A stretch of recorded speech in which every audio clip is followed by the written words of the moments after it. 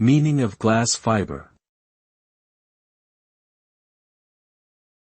Glass fiber. Glass fiber.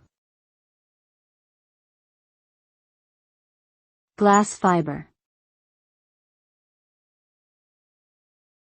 Glass fiber. Glass fiber is a material made from very fine strands of glass that are woven together to create a strong and flexible fabric.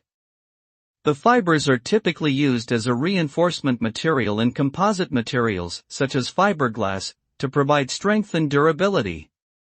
Glass fiber is widely used in a variety of applications, including construction, automotive, aerospace, and electronics industries. It is known for its high tensile strength, resistance to corrosion, and ability to withstand extreme temperatures.